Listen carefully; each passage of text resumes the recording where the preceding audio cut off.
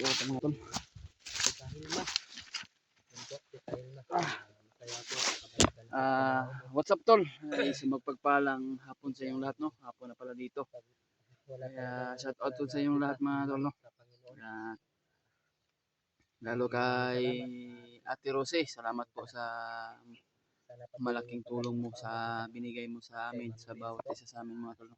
Maria Teresa Bayogos. Hello po, Maria Teresa Bayogos. Shout out po sa iyo Ate Rose, no? Salamat pala At kay Ate Beth Corpus. Hello po. Sa walang sawang pagsuporta sa bawat channel namin. Ate Victoria Ziegler, shout out po sa iyo ate. At Ate MB Heart, ito, kalimot mo ko mga tol. Kaya shout out sa inyong lahat, lalo na kay Tita Hilma, kay Nieves, yung si ate. Shout out sa iyo ate, hindi ko malitok yung ano ba, yung pangalan mo sa sobrang taas. Kaya sino yung nagpa-shoutout sa iyo, kung sino man nagpa-shoutout sa atin, kalimutan natin mga tol, no? So, sobrang dami nyo talaga. Kaya yun mga tol, ay patuloy pa rin kami sa aming mission. Kasi nakontak namin si Brad Gerald. okay na yung bata. Meron naman nagbigay sa kanya. Si Ate Kads nagbigay daw sa kanya ng pambili ng gamot at saka pagkain. Kaya yun, nakontak namin si Brad Gerald. Kaya yun mga tol, nag-send ng location si Brad Gerald sa amin. Kaya papunta na kami doon kung saan siya na area na pinag-istehan niya. Kaya sana maabutan namin, sana hindi sila mapalayo, magpakalayo. Kailangan namin na maabutan siya namin mga tol. Para kailangan namin mababa yung bata kasi na sobrang alala na yung mga pamilya ng bata. Kaya kailangan namin makita, sana sa pagpunta namin mga tol ay sana makita namin si Brad Mikoy. Dahil may tama daw yun, yung asawa niya. Kaya kasama pa rin natin si Brad William mga tol. Kaya hindi tayo papatalo sa mga kasamaan mga tol. Pero pinupursige namin na kailangan na mag-ingat talaga kami, na hindi kami mabibihag kasi kailangan namin ng lakasan ng loob at tibay ng katawan at magpursige na sa ating mission ay masukses din. Sana po na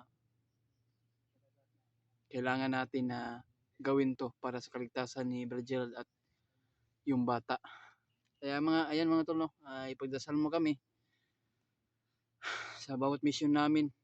Kaya maraming salamat po sa inyong lahat mga tol na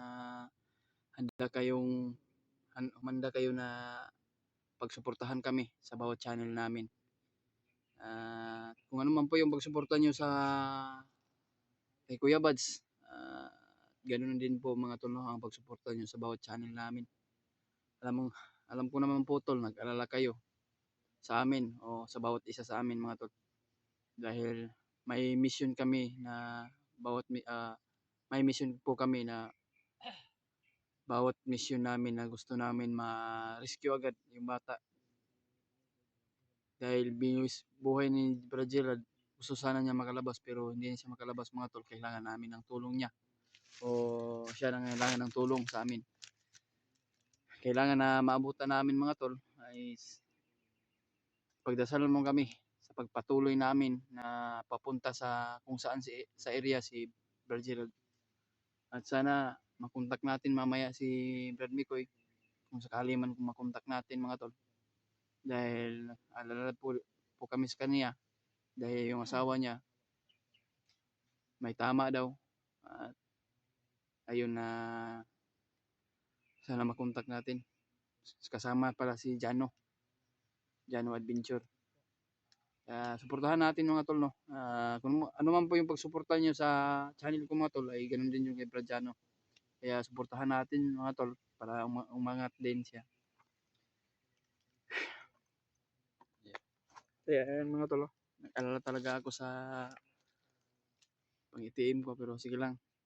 may awa ng Diyos na mapagbigay din na para pang-itim po kahit konti lang yung sahod natin, at least na meron naman po, meron po tayong mabili araw-araw o pangbayad ng tinitirahan natin.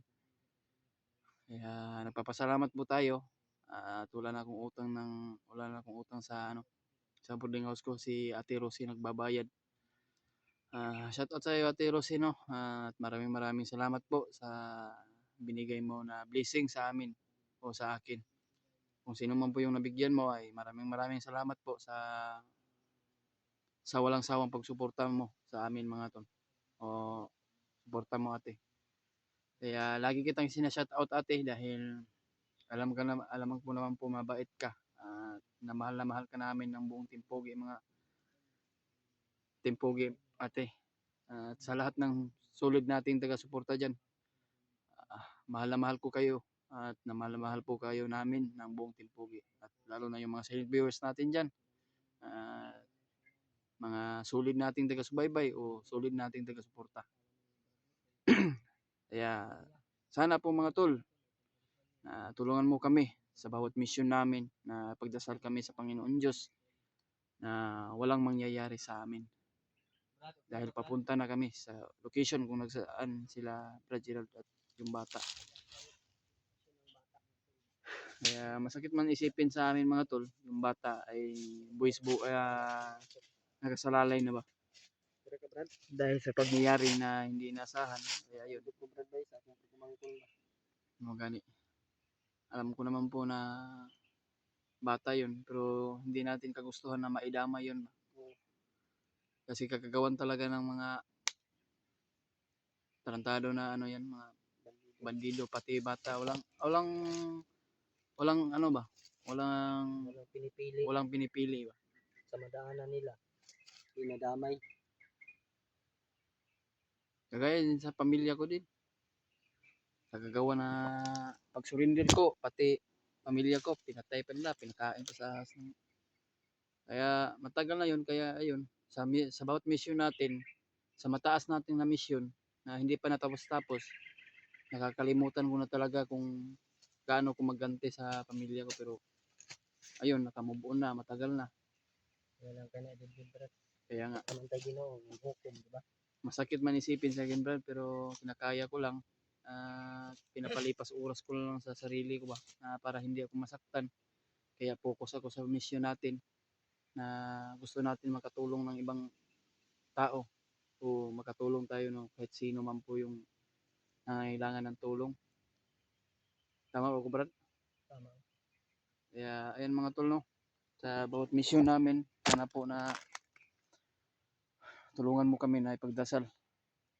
Nagpupursige po kami na hindi kami mababihag dahil nananalig po kami sa Panginoon Diyos mga tol.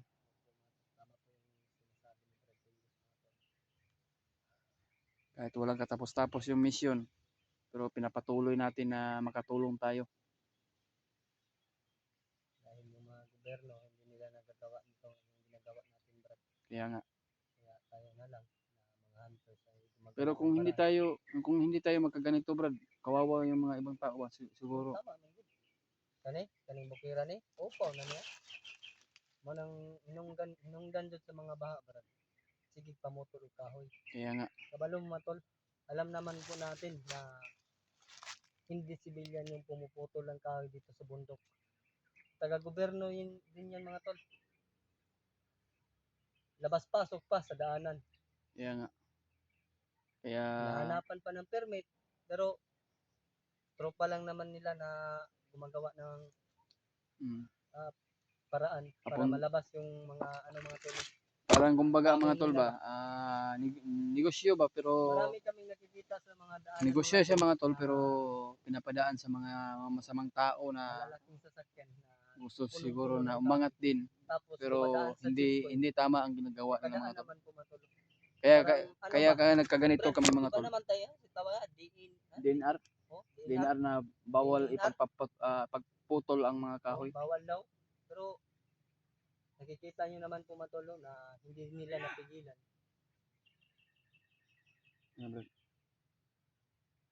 Kaya bro, ako pinadunggan mo.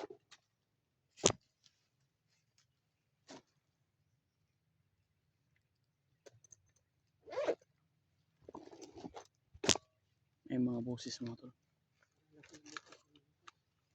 Parang galit na galit siguro. Oh. Kaya mga tol, no? Pagdasal mo kami sa bat mission namin ay sana makita namin si Reginald at yung bata para matulungan namin na mailabas agad dahil nakasalalay yung buhay sa bata dito sa bundok. Kaya lumalaban kami tol para sa kabutihan, hindi sa kasamaan. Kaya kailangan namin itong gawin para sa kabutihan mga tol. Wala.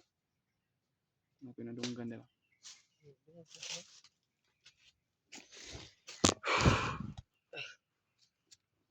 Kaya ayan mga tol. Ang sa kasamaan o sa kabutihan, mauna nga ang kung sino man ang mga kasamaan dito sa bundok ay gusto natin harangin para kung sakali man na gusto sila magbago, makumbinsi natin, pero ayaw magkumbinsi ay patay sila. Mas mabuti pa ngayon, Brad. Alam naman natin ng mga supporter Hmm. kung saan galing yung pabalik-balik natin dito sa mundo. Kaya nga, Yung tulad ko, dating bandido, di ba? dating bandido din ako pero Dating commander, dating commander binabago ako. ng mga hunters. Pero makalipas lang ng ilang buwan, mag-traitor. Kaya natutuntun yung mga bahay ng mga hunters, kaya nilulusob nila. Kaya nga. Kaya ngayon mga tol ay Kaya nagpapasalamat ako kay hindi na kami bubuhay muli ng mga salbahing mga bandido. kaya Para lang magbagong buhay. Sila yung dahilan mga tol na nagpapasalamat nga ako kay Kuya Buds at lalo na sa kaitasan ng ating Panginoon Diyos. tama ka naman, Brad. Kahit sino naman. Laking Ako din, pinagbago ko. din ako ng Laking Kuya Buds. pinagbago ko ngayon, bro. Ha? Hindi ko laki yung pinagbago ko. Hindi dating ako noon na commander ako ba. Ako din kay Brad. Ako kay pagbago ko ano kabaguhan. Sa una nga commander ko sa una. Wala na ako kalimot na ko kung say buhaton ako sa akong kagalingon. Kung una kay kabalo man ko, hypnotize lang ka. Wala na ako gidip-dip sa gibuhat mo sa ko sa una. Kalimot lang, kalimot ng buko brad kay karon nag-uban kita, di ba? Ganito, hindi naasahan ng bang panahon na magsasama pala tayo sa kabutihan. Oo. Kaya nga, Tama ka.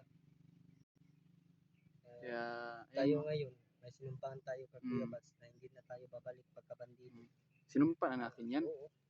Tinutupad naman po namin mga tol. Kaya ayan mga tol, sa nakikita nyo na ilang buwan na kami dito o ilang araw, nakikita ninyo naman kung gaano ang kalaking pagbabago namin sa bawat isa sa amin mga tol. Kaya salamat po sa inyo mga tol. Hindi kayo nagsawa sumuporta sa bawat channel namin. Lalo na yung taga-suporta natin dyan at mga silent viewers. Solid natin taga-subaybay. Kaya maraming salamat talaga sa inyo mga tol. At lalo na kay Kuya Buds at sa kaitasan ng ating Panginoon Diyos. At hindi tayo pinabayaan. Huwag natin kalimutan yung Panginoon. Kaya nga, Panginoon at God ating... first before everything. Marunong ka pala mag-English? Nana sa Matthew, Brad. Matthew. Basta nana sa Matthew na mo naman. Naban, padayon ta? Para makita na to si Reginald.